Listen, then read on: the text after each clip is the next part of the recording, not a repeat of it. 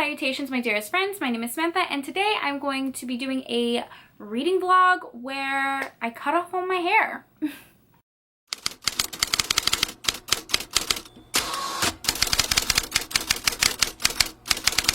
Hi, hello, how are you? Welcome or welcome back to my channel. I'm pretty excited to be filming today because it's going to be a very casual reading vlog. I was not anticipating filming at all this week. In fact, I pre-filmed so many videos so that I would have a little bit of a break and not film. Yeah, I wasn't gonna film this reading vlog, but then Saint by Sierra Simone released and I decided, hey, let's film a reading vlog because I filmed a vlog. Oh, sorry, I have makeup on my hand. I filmed a vlog reading the first 3 books in the series, and it was in a very emotional vlog. I cried the entire time. The book absolutely ruined me. It tore me up in pieces, and I was just like in love with Priest, Sinner, and then the novella, corresponding novella that goes with it. So I was like, ugh, I have to film a reading vlog for Saint. So I'm gonna keep this very spoiler free because this is a 4th book in a series, and honestly this is going to be more of a lifestyle vlog. It's going to be me reading romance and finding myself because a lot is happening in my life recently with my job, my mental health, my physical health, and also I made the decision this week to completely chop off my hair, which you guys will see in this video. My appointment is tomorrow. Days. Everything is all mixed up in my brain right now. So yeah, this is going to just be a fun little reading vlog. I'm gonna keep it spoiler free and just chill out with you guys. If you haven't already read Priest or Sinner, I highly recommend you do. I will leave the reading vlog where I read them down below. Basically, this entire series follows the Bell family, who in some way, shape, or form are connected to the Catholic Church. Now I know what you're thinking. This is an erotica book that has religious undertones. Is it a little messy? Some may consider that sacrilegious according to the Goodreads reviews, where people get very offended of some of the things that happen in these books. But for me, I think that the writing is really beautiful and the romance is even more amazing. So the first book is Priest, and that follows quite literally a priest in the Catholic Church. He became a priest because his youngest sister was sexually assaulted within the Catholic Church, and he feels like it is his duty to kind of reform parts of the Catholic Church, at least of what he can control. So it follows his journey, and he ends up meeting our heroine, who comes to confessional because she is sleeping with a married man, and she is also dancing for money. And neither of those things she feels particularly embarrassed about, and it's the fact that she has no feelings towards it that she feels like she needs to go to this confessional. And it follows their romance and their journey to their own individual faith, and it is so gut-wrenchingly beautiful. This does have a corresponding novella if you want to read it. I will say that this entire series has quite a few trigger warnings for mention of sexual assaults, mental illness, about miscarriages, and infertility. So just know that going in. The novella, it follows the oldest Bell brother, Sean, and this is a brother's best friend type of romance. So Sean is also struggling with his sister's death, and his mom is also going through cancer. So he works in like this business corporate world, and he ends up going to a party where he sees the most beautiful woman ever. He's instantly attracted to her. Turns out that it is actually our heroine Zenny, who is his best friend's little sister. Years have passed. She's all grown up. She's beautiful. They're super attracted to each other. There's an age gap. It's a little bit forbidden. What makes it the most forbidden, though, is that Zenny is actually training to be a nun. Yep, she's a nun in practice. A month away from taking her vow of celibacy, and decides that she has not been tested enough, that she is strong in her faith, but she doesn't know if she has really experienced life. So she ends up propositioning Sean to teach her all the wicked ways of life, basically. And they spend a month of time together, of sexapades and teasing and love, and it follows their journey. So we're on the 4th book, which follows Aiden's story. Aiden is in love with his brother's best friend, so Zenny's brother Elijah. I hope I explained that correctly. There is an age gap, it's a little bit forbidden, it's a male-male romance. Twist is, they were in a relationship, but our main character, Aiden, suffers from mental illness, so he is training to be a monk now. Yeah. and it follows their second chance romance and, again, their journey in the Catholic Church. Lots of religious undertones.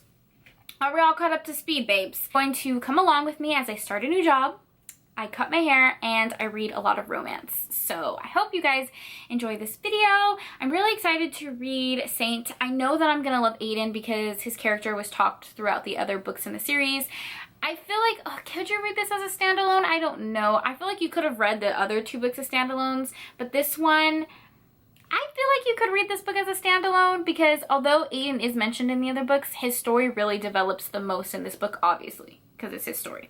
Anyways, but I'm the most excited about Elijah and hearing his story because, like, if you think about it, he's in such a precarious situation that literally every single person in his life has somehow been affected by the Catholic Church.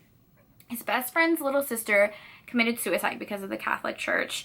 His youngest sister wanted to be a nun, and now his boyfriend left him to be a monk. Like, I'm sure we have a lot to unpack here. So I'm gonna stop blabbing and get right in the reading vlog. Good morning, good morning. I came into the office today and I got a pumpkin spice latte. No, it's not a latte, but that rhymed. It's a pumpkin spice, something. Cold brew? Okay, they don't have the name of the on the drink. I never tried pumpkin spice anything from Starbucks because I'm a basic bitch. I actually, for some reason, get like a lot of anxiety when it comes to ordering coffee because there's like so many different ways you can order coffee. So I always get iced caramel macchiatos, and that's it. So we're gonna try this pumpkin. I don't know about the foam. I don't really like foam in my coffee, but let's try it. Mmm. That's good. No wonder people be going insane over this. This is really good. Damn, this is what y'all been drinking? I've been missing out. Okay, so that was good. It wasn't like a book update or anything. This was literally just like a coffee taste test. So let me know in the comments down below, what do you guys get at Starbucks? Or what do you drink? Like, how do you drink your coffee? Iced, hot. I wore my hair down today because it's definitely going to go in a bun in like 5 seconds. I hope you guys are having a great day. Hopefully you go get a pumpkin spiced something at Starbucks, and I will talk to you guys later. Okay, super quickly, updates, romance updates, book updates. Number uno, I love this freaking narrator. Are you joking? This narrator is so good and spicy. I love him. Okay, so love the narrator. Number two, I wrote this quote down because it hit me in the feels. So our characters are kissing. They're in a relationship. This is like a flashback, right? And they kiss. They go to this ice cream place. It's not a spoiler. Anyways, and they're kissing, and he says he tasted like bubblegum and heaven. He tasted like impulsive decisions and funny stories, and he tasted like the rest of my life. The rest of my life. That romance, Sierra Simone, it is just disrespectful how invested I am in this book. Like, what type of crack is she putting in her romance books? It's insane. I'm reading Saint by Sierra Simone, and I knew, I don't want to cry, but I knew it was gonna make me cry. And because when I read Sinner and I read Priest and I read the novella, I was crying on such like a visceral level, like sobbing in my bed. You guys saw the reading vlog where I was literally just in tears the entire video because there is something so emotional about this book that I just like, it tugs on my heartstrings. And I think it's because I come from a very religious background. I went to a religious school. I went to a Christian school my entire life, from preschool all the way to 12th grade. So like, I might have read some books where religion was a concept or a discussion, but never in the way that Sierra Simone has done it, where it is such a glorious, well-written, well-crafted thing in this book. Like, I can't even put it into words. I don't know who I was telling this to, but I was saying, like, it is bizarre that this erotica makes me feel closer to who I am as a person and who I am in my faith, although the situation that I'm reading about has absolutely no correlation to my life. It doesn't feel sacrilegious. I know a lot of people have some issues with this series because of the erotica aspect to it, but it doesn't feel sacrilegious to me. It feels so beautiful. And I'm only on chapter 6 into the audiobook, and I've already cried several times. It's gonna take me a long time to get through this book because I'm so emotional about it. Let me quickly just give some brief reading updates. I started the audiobook at work.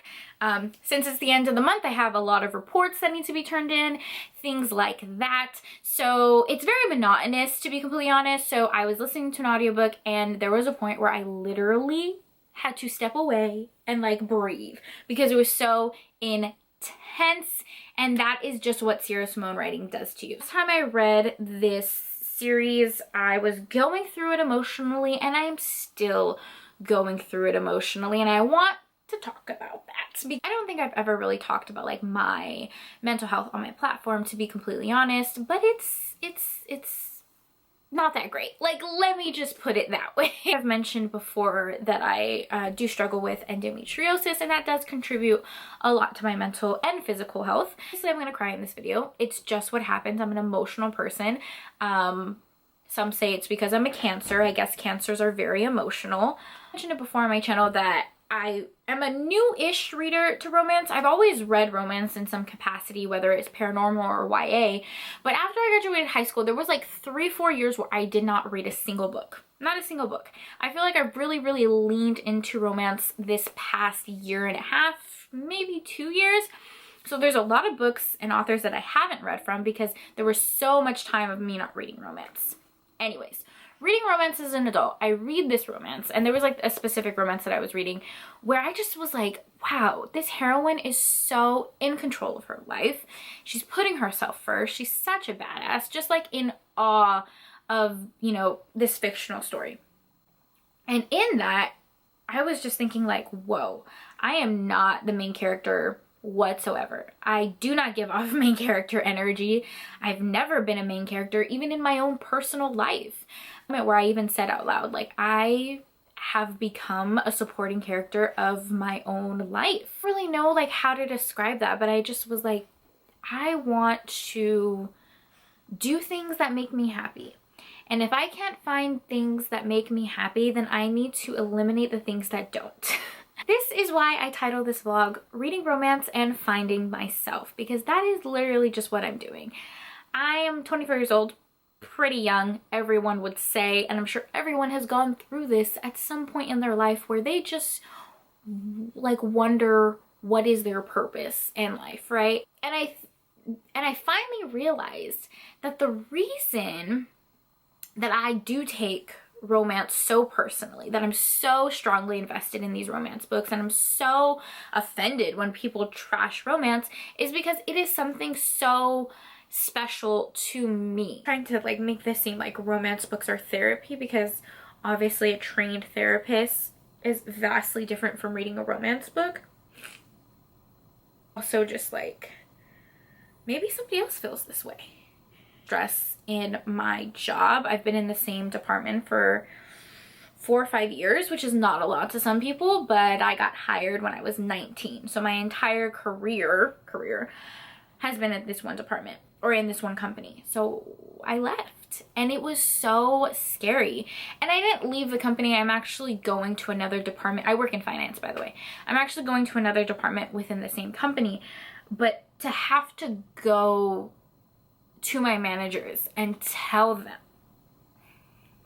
I just feel so stupid. Why am I filming this? I want to film this because I feel like so many people talk about mental health, and that's all well and good on an Instagram post and in an inspirational quote, but it's so difficult to see that in real life. I went to my managers and say like, I'm leaving because of my mental health. That was a lot. A lot. Changing in my job, which is so nerve-wracking. Very nerve-wracking. I feel like I'm ranting. It's so bizarre that I'm even talking about this stuff, because I don't even talk about this stuff like with friends and family. I don't, because I always like put myself down and be like, your problems are not that big. Everybody has more problems than you do and is going through more stuff than you are. And like that mentality is fucked up. Like, why do we do that to ourselves? Like, so many people have a stigma against romance, and like, that's why I get so heated and I'm so vocal about romance being valid. Because sometimes if I'm going through a bout of endometriosis or I'm going through a mental health thing, sometimes a romance book is like the best thing about my I can't talk, is like the best part of my day. I don't know why Sierra Simone books make me so emotional and make me rethink my own personal life, but it is what it is, and this is real, and I'm filming it and I'm posting it, and I feel like I'm not making a lot of sense. Kind of like understand where I'm coming from, and maybe one person can kind of remotely relate to this, that in general what I'm talking about is to do things that make you happy, be the main character of your story, and never be ashamed of reading romance, because it is so valid, it is so important. Go now. Thank you guys so much for watching this vlog. It's not the end of the video. I'm closing it out like it's the end, but it's not. I'll see you guys later. TikTok where the girl was saying, you know, all her friends, everyone on Instagram has their lives together, and she's just over there drinking water out of a mason jar because it makes her look fancy.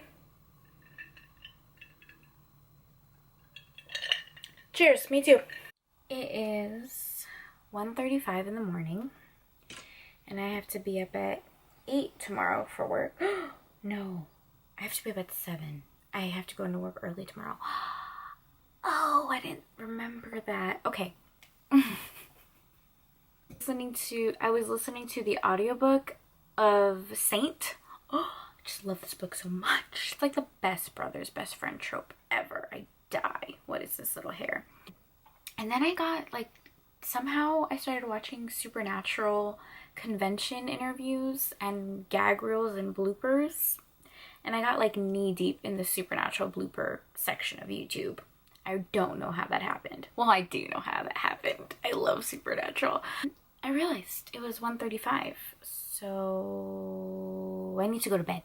I was gonna say was someone messaged me on Instagram that I used to go to high school with. She had seen my TikToks, I think, and I have not talked to anyone that I went to high school with for a really long time, for various reasons, but it was just such a nice message because she was basically saying like, I hope you are doing well. I saw your TikTok and I love how passionate you are about historical romances. And I thought that was just like the sweetest, most wholesome thing. It really made me smile because I went to a very small Christian school. Like I said, I think I mentioned that earlier in the video. And I never really like talked about reading romance in high school. Probably because of, I don't know, maybe me thinking like they would judge me or whatever. It was interesting timing because, you know, I went to this Christian school and now I'm reading Saint, which is about a priest. A monk. I don't know. It was just weird timing. It was weird timing, but it was actually a very nice message and I'm happy that she reached out. The person that I was in high school, I kind of look back into it and I think like how sad I was, which I think is a lot of the reason why I don't talk to the people that I went to high school with, because the person that they knew, I feel like is not a resemblance of me really. Like it was just me going through the motions, trying to survive. Thought a lot about that message, and you know, I'm here basically saying I'm going through like a midlife crisis, and I look back and how I felt in high school and I'm like, wow. I never talked about my endometriosis. I never talked about mental health. I wasn't unabashedly open about reading romance because I was kind of afraid of what people might think. And I didn't know what I wanted to do in life. I didn't know what made me happy. And now I'm like, wow, like I came a long way from that. Obviously I'm still struggling now, but like I feel like I'm being so hard on myself about having to like figure everything out and having this established career and being happy. And it's like, I'm so much happier than I was in high school. And that was only a couple years ago. Seeing that text message made me think of high school, and then it made me think like, you're doing okay. Like, you don't have to always be so in your head. You know what I mean? Like, I feel like a lot of times we're thinking, like, in a long-term perspective, we're thinking, like, this is my career goals, or this is where I want to be in 5 to 10 years. And it's like we forget to, like, think of where we are in the moment, what we're grateful for, and, like, how far we've actually come. Why am I having these conversations at 1:43 a.m.? I don't know. Good morning, good morning, good morning, my dearest friends. Oh, why did I think that staying up until 2 o'clock in the morning watching Supernatural was a good idea? Thankfully, glory be to God, that I was supposed to go into the office today, but my boss texted me and said I do not need to, which is good because I have a lot of work to do. And ironically, I do the most work at home. The last week that I'm in this department, so this is the last week to wrap up everything, and there's a lot of reports that need to still be completed, and tomorrow I have to leave early, so I really only have one full day to get stuff done, and that is today. But I stayed up until like 2 o'clock in the morning watching Supernatural. Nobody said I make good decisions, but thankfully my mom got me some coffee. Cheers, friends. Oh, there goes my food. My lunch break listening to the audiobook, and we're on chapter 23, and they haven't kissed yet, and I'm just like, ugh. The angst and the slow burn is so freaking real with him. Hi, Coco, come here, my love. He thinks that I'm gonna be giving him food because I'm heating up my food, and he's like waiting for me to drop some chicken on the floor. Is that what you want? Is that what you want? Stop, guys. And then this dog is terrorizing my other dog. She literally is so scrappy. Like, anyways, chapter 23, super slow burn, super angsty. I'm still really into it. That's it. I look pretty busted today, but I feel comfortable. Just remember that everybody is valid. I would have never worn this type of outfit when I was bloated and going through an endometriosis flare-up, but now I'm like, fuck it. It is what it is. And like, who cares about a little bit of a bloated belly? I sure don't. Okay, I'm putting you down now. I'm gonna go eat my lunch and read the book, and I will talk to you guys later. The kiss, guys. We got the kiss, and fuck. God, it was so, oh my God, this is so beautiful. I don't even know. It's so crazy because, like, you can tell they love each other, like, so freaking much. But, like, our hero is going through so much with mental illness and his religion. And he comes to, like, this tipping point where he has to choose himself, his faith, or the love of his life. And in his entire life, it doesn't feel like any of those things really connect to each other. So it's so, oh my God, it's so angsty and so beautiful, and I just want to sit here and cry all day. Point in this book, I really don't want to do spoilers, but there's a quote in this book where Elijah says, I think it hurts the most that you chose God over me because I could never compete with God. How am I supposed to live with that? And I'm like, oh my God, it's so beautiful. This book is amazing. It's amazing. It's amazing. It's amazing. At the part in the book where it is going well. Our couple is in love. Everything's so happy and sweet and romantic, going swimmingly. I still have 10 chapters left. So this is the part where I hurt. And I'm not emotionally ready to hurt. I'm not emotionally ready for our characters to break up and get back together, or argue and get back together. The angst, I don't want it. So I'm taking a pause on the audiobook. It's so funny because, like, every single romance book, you know at the end, someone is being really loud downstairs. Anyways, at the end, these characters are getting together, okay? It's a romance. It's a happily ever after. But somehow these authors still make us believe the angst that is going on. You feel it with the characters, and you also wonder, like, are these characters gonna get back together? Can they recover? And it's like, yeah, duh, it's a romance. But I don't know, I just think that shows, like, really good writing for me to, like, know that I'm getting a happily ever after, but I still feel the pain every step of the way. We are off to see the wizard, the wonderful Wizard of Oz. My dad is taking me to my hair appointment. I'm so excited to be going to cut my hair. I asked her if we could film, and she said yes, so that is what we're going to do. I have a question. Yes. Whenever I talk about how you guys buy me romance books or comment on my stuff or whatever, people always are shocked that you think it's okay that I read romance. Like their parents don't approve of them reading romance. So what do you think? Obviously I'm an adult, but what do you think of me reading romance? Do you think it's weird? So I've never read a romance book. I've glanced at them.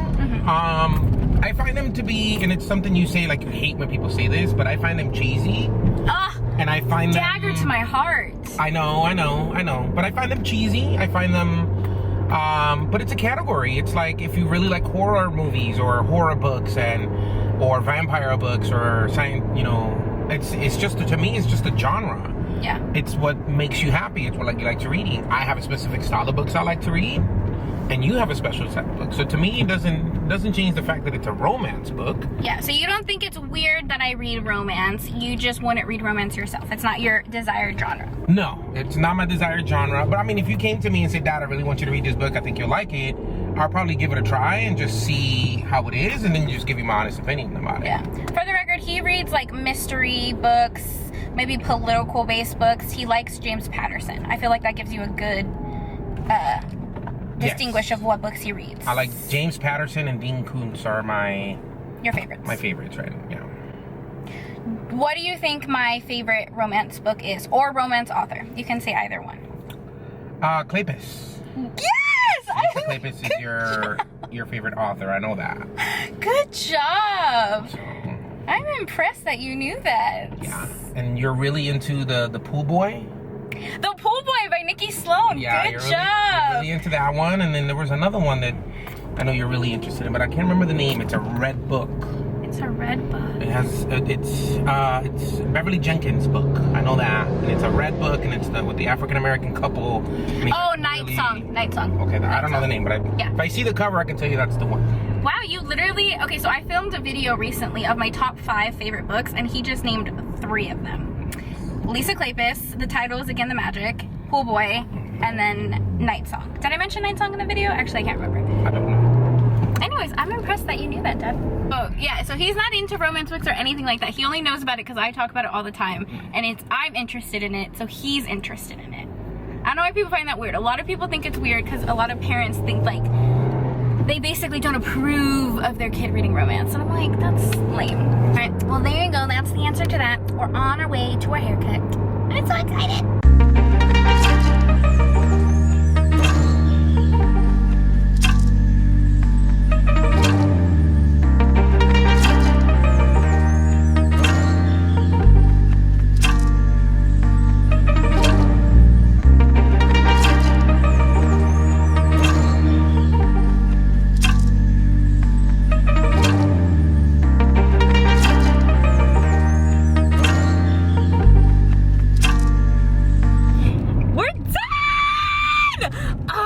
I'm so excited. She did such a good job. Like, I am so beyond impressed. And it was a whole vibe, like her energy. She did like crystals and meditation and what is the thing that Mom uses? Essential oil. Incense. It was so good. I'll show you guys more when I get home, but look at this. Look at. I'm so excited. It's done. I cut my hair. I'm still kind of working with these bangs. It's been a couple hours since I got this haircut. We went to the movies, we went shopping, we did some things. And yes, I am so just like in love.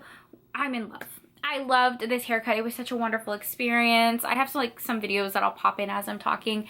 I thought I wanted to go shorter, but she said, you know, like, obviously you can't go back after you cut your hair, so let's go with this length, and then when it's dry, you can tell me if you want it even shorter. And she turned me around, and I almost started crying. It was honestly such a great experience. I will leave the website and the link below to the hairstylist I went to because she was such a beautiful soul and made my experience so wonderful. I think I've said it before, like, this was a very emotional experience for me to cut my hair, because it was a physical representation of me kind of like changing things in my life and doing things that made me happy. So there was crystals and essential oils as she was kind of doing my hair. She was like very holistic as well, and she had said, like, you know, when a lot of people cut their hair, they're going through something emotionally, and she had asked like if I was going through anything, if I really just needed a moment to like take a deep breath.